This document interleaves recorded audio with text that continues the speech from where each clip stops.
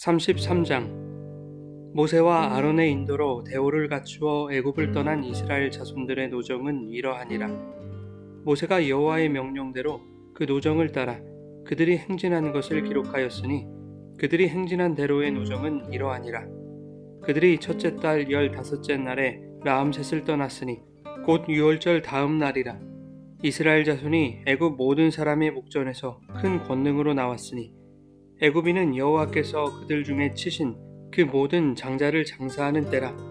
여호와께서 그들의 신들에게도 벌을 주셨더라. 이스라엘 자손이 라암셋을 떠나 숫곳에 진을 치고 숫곳을 떠나 광야 끝 에담에 진을 치고 에담을 떠나 바알스본 앞 비하히롯으로 돌아가서 믹돌 앞에 진을 치고 하히롯 앞을 떠나 광야를 바라보고 바다 가운데를 지나 에담 광야로 사흘 길을 가서 마라에 진을 치고 마라를 떠나 엘림에 이르니 엘림에는 샘물 12과 종려 70그루가 있으므로 거기에 진을 치고 엘림을 떠나 홍해가에 진을 치고 홍해가를 떠나 신광야에 진을 치고 신광야를 떠나 돕가에 진을 치고 돕가를 떠나 알루스에 진을 치고 알루스를 떠나 르비딤에 진을 쳤는데 거기는 백성이 마실 물이 없었더라. 르비딤을 떠나 시내 광야에 진을 치고 시내 광야를 떠나 기브롯 핫다하와에 진을 치고 기브롯 핫다하와를 떠나 하세롯에 진을 치고 하세롯을 떠나 림마에 진을 치고 림마를 떠나 림몬베레스에 진을 치고 림몬베레스를 떠나 림나에 진을 치고 림나를 떠나 리사에 진을 치고 리사를 떠나 그엘라다에 진을 치고 그엘라다를 떠나 세벨산에 진을 치고 세벨산을 떠나 하라다에 진을 치고 하라다를 떠나 마켈롯에 진을 치고 마켈롯을 떠나 다핫에 진을 치고 다핫을 떠나 데라에 진을 치고 데라를 떠나 밑가에 진을 치고 밑가를 떠나 하스모나에 진을 치고 하스모나를 떠나 모세롯에 진을 치고 모세롯을 떠나 브네야 아간에 진을 치고 브네야 아간을 떠나 호라기갓에 진을 치고 호라기갓을 떠나 욥바다에 진을 치고 욥바다를 떠나 아브로나에 진을 치고 아브로나를 떠나 에시온게벨에 진을 치고 에시온게벨을 떠나 신광야 곧 가데스에 진을 치고 가데스를 떠나 에돔 땅 변경에 호르산에 진을 쳤더라. 이스라엘 자손이 애굽 땅에서 나온 지 40년째 5월 초하루에 제사장 아론이 여호와의 명령으로 호르산에 올라가 거기서 죽었으니 아론이 호르산에서 죽던 때의 나이는 123세였더라. 가나안 땅 남방에 살고 있는 가나안 사람 아란 왕은 이스라엘 자손이 온다는 소식을 들었더라. 그들이 호르산을 떠나 살모나에 진을 치고 살모나를 떠나 분온에 진을 치고 분온을 떠나 오봇에 진을 치고 오봇을 떠나 모압 변경 이에아바림에 진을 치고 이임을 떠나 디본갓에 진을 치고 디본갓을 떠나 알몬디블라임에 진을 치고 알몬디블라임을 떠나 느보 앞 아바림산에 진을 치고 아바림산을 떠나 여리고 맞은편 요단 강가 모압 평지에 진을 쳤으니 요단 강가 모압 평지의 진영이 베더시못에서부터 아벨시댐에 이르렀더라. 여리고 맞은편 요단 강가 모압 평지에서 여호와께서 모세에게 말씀하여 이르시되 이스라엘 자손에게 말하여 그들에게 이르라. 너희가 요단강을 건너 가나안 땅에 들어가거든 그 땅의 원주민을 너희 앞에서 다 몰아내고 그 새긴 석상과 부어 만든 우상을 다 깨뜨리며 산당을 다 헐고 그 땅을 점령하여 거기 거주하라. 내가 그 땅을 너희 소유로 너희에게 주었음이라. 너희의 종족을 따라 그 땅을 제비 뽑아 나눌 것이니 수가 많으면 많은 기업을 주고 적으면 적은 기업을 주되 각기 제비 뽑은 대로 그 소유가 될 것인즉 너희 조상의 지파를 따라 기업을 받을 것이니라. 너희가 만일 그 땅의 원주민을 너희 앞에서 몰아내지 아니하면 너희가 남겨둔 자들이 너희의 눈에 가시와 너희의 옆구리에 찌르는 것이 되어 너희가 거주하는 땅에서 너희를 괴롭게 할 것이요 나는 그들에게 행하기로 생각한 것을 너희에게 행하리라.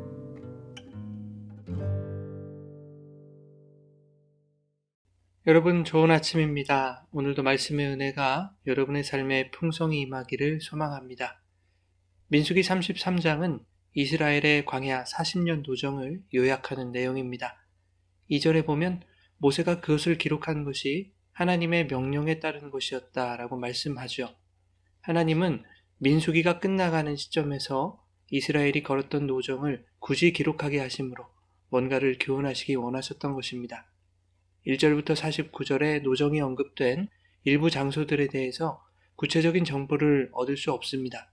다시 말하면 오늘 우리가 가진 정보만으로는 이스라엘이 걸었던 경로를 정확하게 유추하는 것이 불가능하다라는 뜻입니다. 즉 장소가 가지는 특징을 통해서 교훈하시려는 것이 아니라는 의미이죠. 그렇다면 본문은 왜 이스라엘의 노정을 이토록 세세하게 기록하고 있는 것인가? 아마도 19장에서 20장의 무리바 사건으로 넘어갈 때 그 사이에 38년이라는 긴 간극을 메우기 위한 것으로 보여집니다. 이스라엘의 노정을 구체적으로 기록하여 그들이 걸었던 광야의 세월이 얼마나 힘든 고통의 세월이었는지를 보여주는 것입니다. 그 고통의 세월이 주어진 원인은 이스라엘의 원망과 불순종이었죠. 즉 인간의 죄가 고통의 세월을 걷게 한 것입니다.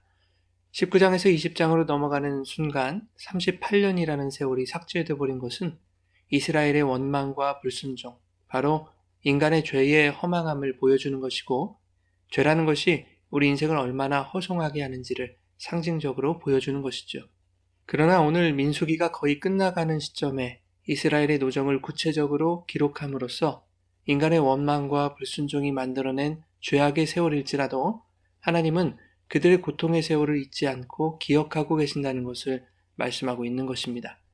죄는 허무한 세월을 낳았지만 하나님은 인간이 초래한 그 고통의 세월들을 통해서도 이스라엘 백성을 당신이 약속하신 땅에 들어갈 수 있는 자들로 만들어가고 계셨던 것이죠. 즉 이스라엘이 걸었던 노정을 되돌아보며 인간의 죄악을 선으로 돌리시는 그 하나님의 돌보심과 은총이 지금 이스라엘을 그 자리에 있게 만드셨다라는 것을 깨닫게 하시려는 것입니다. 우리는 이스라엘의 노정을 통해서 우리가 걸어가는 인생을 되돌아보고 우리의 연약한 믿음의 발걸음에 은혜의 길을 열어주셨던 하나님의 돌보심을 깨닫게 되는 것이죠. 우리가 살아가는 이 세상이 인간의 죄로 얼룩진 고통과 허무의 세월이지만 그럼에도 불구하고 택하신 백성이 걸어가는 신앙의 노정 속에 하나님이 함께 하셔서 당신의 자녀들에게 약속하신 천국의 길로 인도하고 계셨음을 알게 되는 것입니다. 우리의 죄와 불순종의 세월 속에서 당신이 택하신 자녀들의 천국 입성을 위해 지금도 하나님은 은혜의 물길을 열고 계시는 것이죠. 1절부터 49절까지 이스라엘의 노정을 소개한 이후에 50절부터는 하나님이 약속하신 땅에서 어떻게 살아가야 할 것인가를 말씀하고 있습니다. 이것이 가지는 첫 번째 의미는 광야의 세월은 끝이 있다는 것입니다.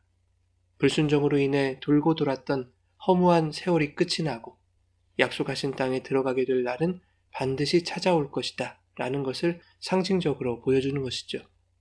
마찬가지로 성도가 걸어가는 죄악으로 물든 광야 같은 이 세상이 끝나고 약속하신 새하늘과 새 땅, 완성된 가시적 천국이 반드시 도래할 것임을 의미하는 것입니다. 그러나 새하늘과 새 땅, 그 천국은 미래적 장소의 개념만을 의미하는 것이 아니었죠. 하나님이 통치하시고 다스리시는 것이 천국입니다. 우리가 살아가는 세상이 죄악투성이일지라도 하나님의 다스림 가운데 살아갈 때, 즉 말씀에 의해 살아갈 때 성도는 이 땅에서도 천국을 경험할 수 있는 것이죠. 50절 이하에는 이스라엘이 약속의 땅에서 어떻게 살아야 하는지를 말씀하심으로써 이 땅에서 성도가 어떻게 사는 것이 하나님의 통치 안에서 천국의 삶을 살아가는 것인지를 교훈하고 있는 것입니다. 52절과 53절에 하나님은 이스라엘이 가나안 땅에 들어갔을 때 그 땅의 원주민을 몰아내고 그 땅을 점령하라고 말씀합니다.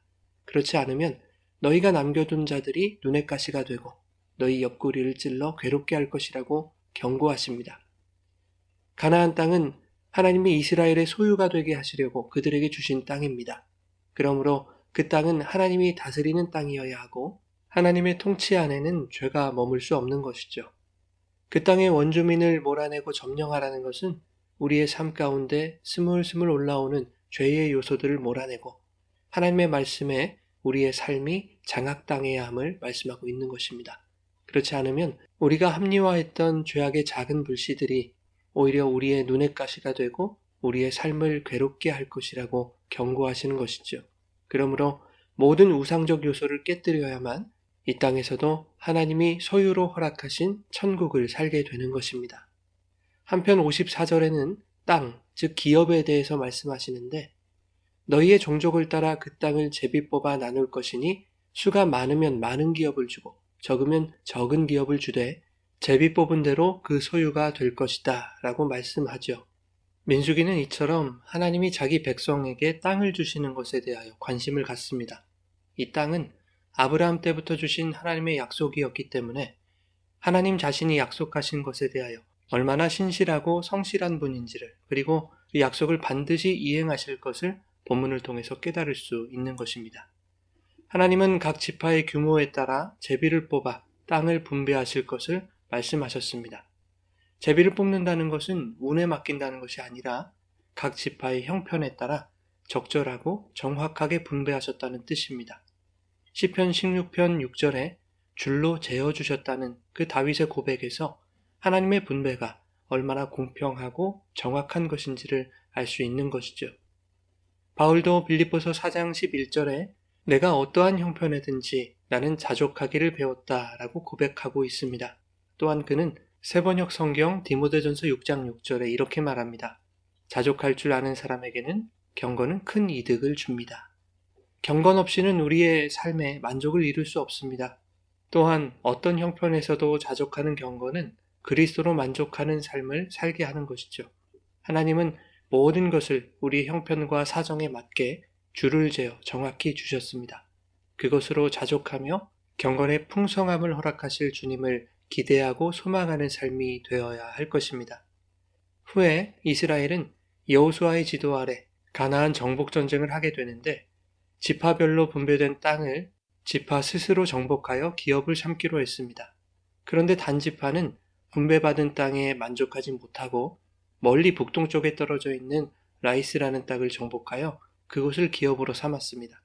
그러나 이스라엘 12지파 중에서 단 지파가 가장 먼저 사라졌고 요한계시록 7장에서는 인치심을 받은 지파에서 단 지파가 제외되었습니다. 하나님이 주신 기업에 자족하지 못하고 다른 곳에서 만족을 추구한 자들의 결과가 어떠한지를 보여주고 있는 것이죠.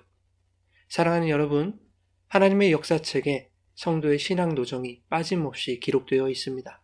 불순종과 죄악으로 죽을 수밖에 없는 자들임에도 불구하고 하나님은 그들을 기억하시고 긍휼히 여겨 그들의 삶에 불꽃 같은 눈동자로 동행하시며 오늘도 가장 합당하고 공정한 당신의 은혜를 부어주고 계십니다. 이것을 믿고 감사하며 우리에게 허락하신 모든 상황과 형편에 자족함으로 우리가 걷는 신앙의 도정에서 경건의 능력이 풍성하게 나타나게 되기를 예수님의 이름으로 축원합니다.